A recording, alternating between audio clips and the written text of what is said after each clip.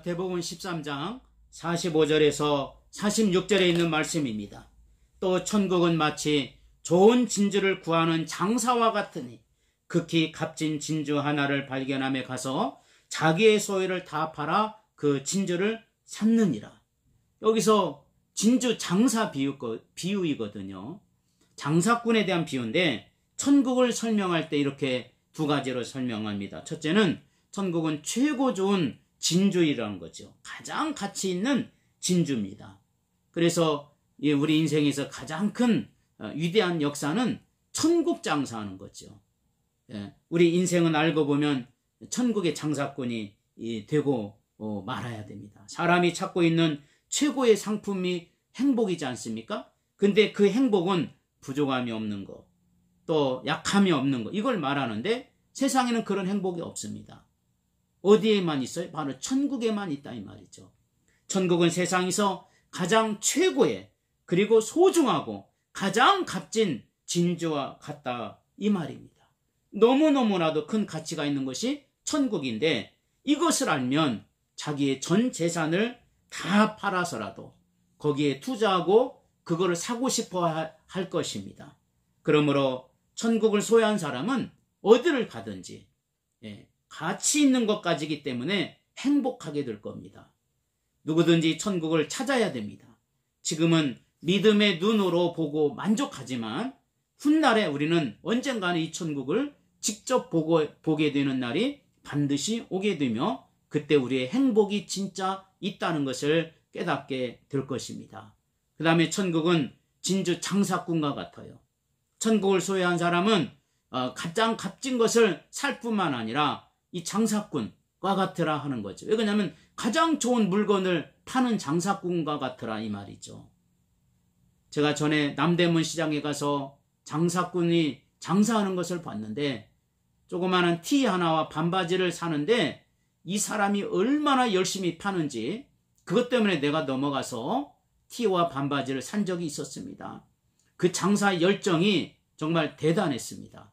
우리 같으면 그냥 조용하게 골라 이렇게 아니라 그냥 얼마나 골로라고 난리를 치는지 사람들이 다 그 소리 듣고 거기 가서 한두 개씩은 다 골라서 가져오는데 나도 모르게 나도 거기 가서 티하고 반바지를 골라온 적이 있습니다. 이 왜 그럴까요? 그 장사가 확신이 있기 때문에 사람들의 마음을 움직일 수가 있는 거죠. 마치 우리도 천국을 장사하는 사람들과 똑같습니다. 우리는 천국 장사꾼입니다. 최고 좋은 물건을 가진 사람 아닙니까? 인생의 행복을 가져다주는 최고 좋은 물건, 그게 바로 천국인데 우리 이걸 열심히 갖다 팔아야 됩니다. 그러려면 어떻게 해야 될까요? 장사는 4가지 특징이 있어야 됩니다. 첫째는 좋은 물건을 소유해야 되겠죠. 나쁜 물건을 갖다주는 이런 사람이 장사한다면 이건 사기꾼입니다. 물건이 없으면서 선전하는 것은 안 됩니다. 잘못된 물건, 가짜 물건 이거 팔아서 안 됩니다. 내가 먼저 하나님의 나라에 대해서 확신을 하고 충분히 훈련을 하고 그리고 천국에 대해서 어떤 내용도 다 알게 될 때까지는 열심히 공부하셔서 이것을 좋은 물건으로 만들어야 됩니다. 그래가지고 사람들에게 필요한 사람들에게 이걸 팔아먹는 거예요. 그리고 이 천국 장사꾼의 특징이 뭐죠? 좋은 물건을 가지고 있으면 뭐합니까? 이익을 남겨야 돼요. 팔려야 된다 이 말이죠. 아무리 좋은 물건을 가지고 있어도 팔리지 않으면 소용이 없는 물건이 되고 맙니다. 그러기 위해서는 물건이 좋다 또 얘기할 뿐만 아니라 아주 적극적으로 친절하게 때로는 온유하게 그리고 지혜롭게 그리고 사랑스럽게 그리고 서비스가 좋아야 됩니다. 이거는 우리 인격을 때로는 우리가 어렵고 힘들 때도 있어요. 사실 천국 장사하려면. 그러나 우리에게는 좋은 물건이 있다는 거. 최고의 물건을 가지고 있기 때문에 어느 정도 우리가 친절한 이유가 바로 거기에 있고 사랑해야 될 이유가 거기에 있습니다. 왜? 우리는 천국을 바라야 될 사람이에요. 어떤 우리의 이 어려움을 감수하고서라도 천국을 팔 수만 있다면 우리에게는 이것처럼 위대한 물건을 파는 게 없다는 것을 우리는 알아야 되겠습니다. 우리가 잘 아시다시피 수많은 사람들이 이 땅에 여러 가지로 다 와서 일합니다. 그러나 어떤 사람들은 그 일하는 것이 비리와 부정으로 권무술수로 일하지만 우리는 어떤 일을 해야 되겠습니까? 정말 어떤 어려운 일에서도 끝까지 이 천국에 대한 확신과 믿음을 가지고 팔 수 있는 최고의 장사꾼들이 되어야 되겠습니다.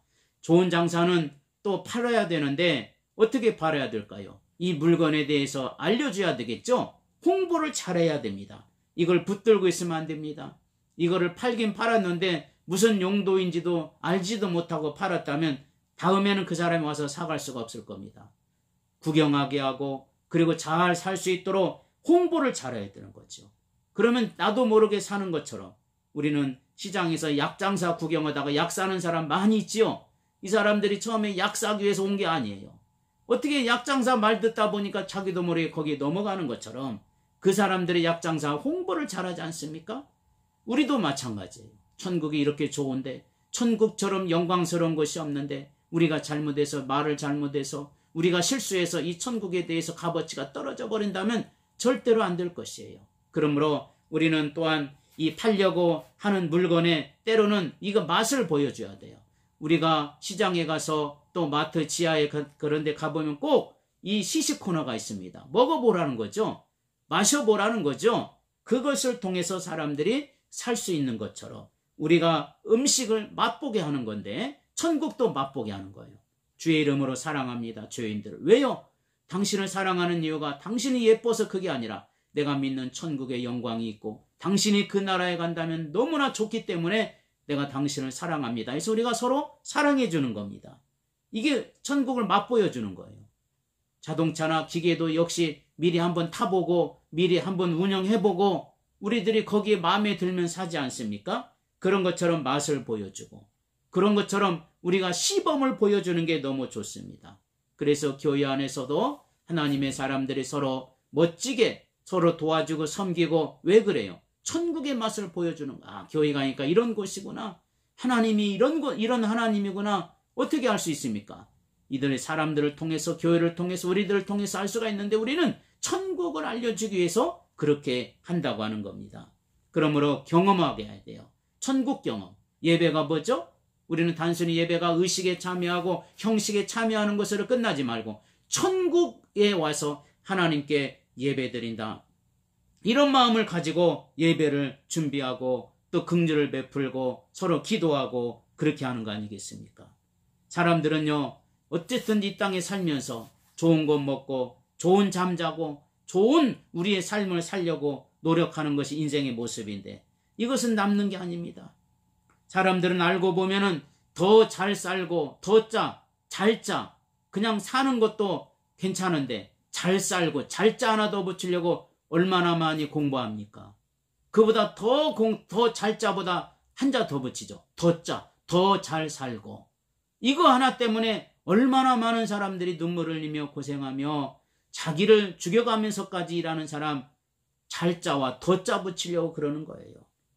마찬가지입니다. 우리는 하나님의 나라 얼마나 위대하고 아름다운 곳입니까? 이것을 우리가 알게 하고 이것을 보여줄 수만 있다면 최고의 믿음의 사람이 아니겠습니까? 이런 사람들을 위해서 우리는 천국을 보여주기 위해서 우리는 장사해야 됩니다. 성도는 천국을 팔아야 인생의 이익이 남습니다. 병고침, 기저 중요합니다. 그러나 천국을 팔기 위한 사은품이에요. 천국을 소개하기 위한 사은품에 불과합니다. 그래서 우리는 언제나 어디든 가든지 무엇을 하든지 천국 장사해야 됩니다. 가정에서, 직장에서, 우리가 사업장에서 특별히 천국 장사, 사람들을 사랑하고 용서하고 하는 이유가 왜 그래요? 천국을 알려주고 천국에 인도하기 위해서 그렇게 하는 거죠. 하나님은 우리가 천국 장사하라고 공부시킨 거예요. 돈 벌게 하신 겁니다. 그리고 내 지위와 신분이 세상적으로 사회적으로 높아진 이유가 왜 그래요? 그냥 아무것도 아닌 사람이 천국을 파는 것보다는 그래도 지위가 신분이 높은 사람들이 천국을 팔면 더 사람들에게 어필할 수 있기 때문에 그렇지 않겠습니까? 그러므로 우리의 직장도 마찬가지. 천국 장사해야 되겠다. 그래서 하나님이 나를 그곳에 보내주신 것입니다.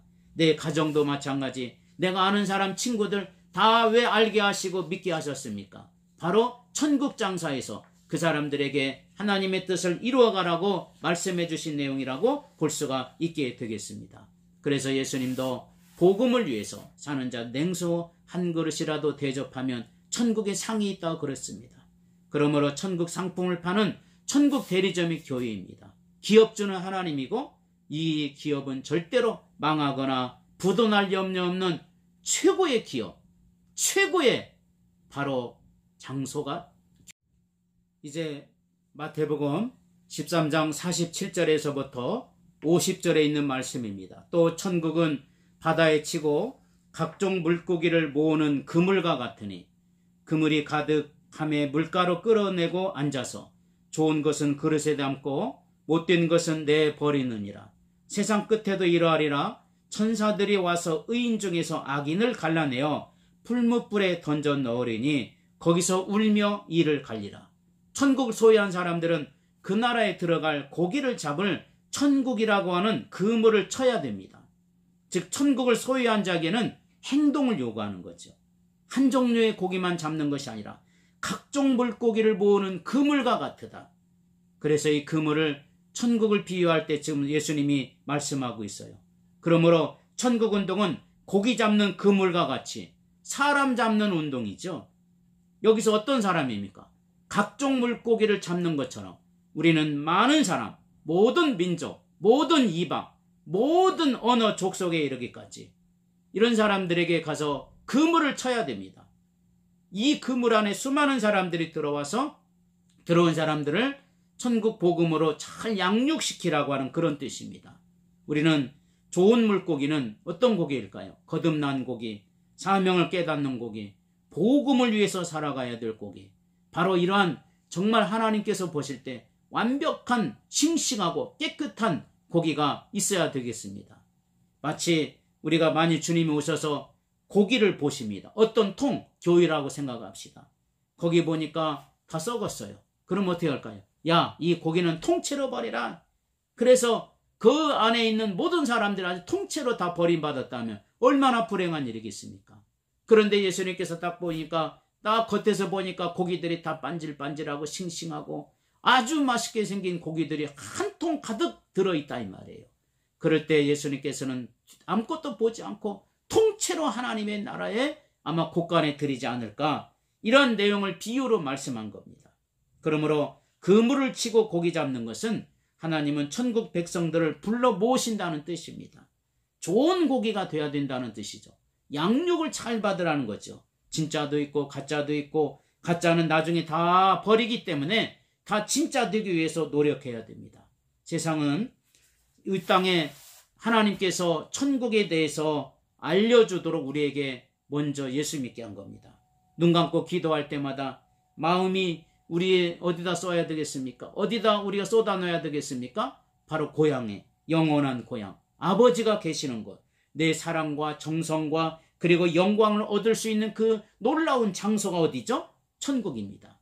우리들이 억울한 일을 당하고 곤란한 일을 당하고 시험도 당하고 속상한 일도 당하고 괴로운 일을 당할 때 우리는 그것 때문에 좌절하지 말고 어디를 봐야 되겠습니까? 하늘을 봅시다.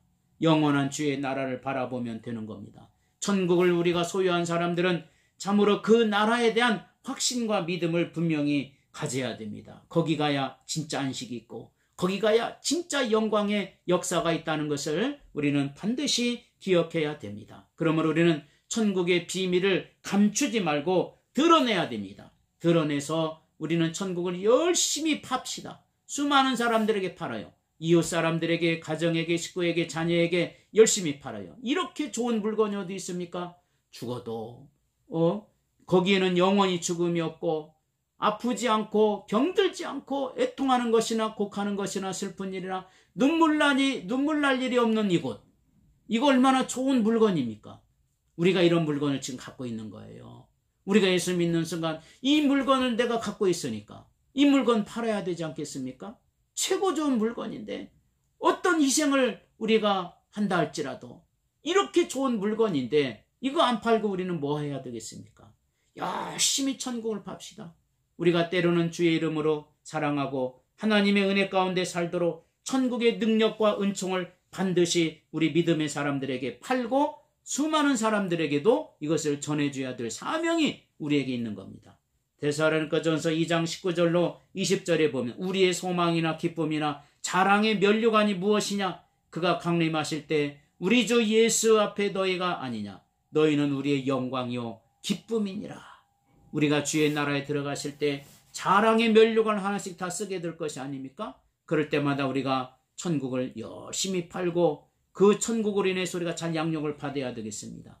베드로서 1장 5절로 11절에 이러므로 너희가 더욱 힘써 너희 믿음의 덕을, 덕의 지식을, 지식의 절제를, 절제의 인내를, 인내의 경건을, 경건의 형제의 우애를, 형제의 우애의 사랑을 더하라. 이런 것이 너희에게 있어 흡족한즉 너희를 우리 주 예수 그리스도를 알기에 게으르지 않고 열매 없는 자가 되지 않게 하려니와 이런 것이 없는 자는 맹인이라 멀리 보지 못하고 그의 옛죄가 깨끗하게 된 것을 잊었느니라.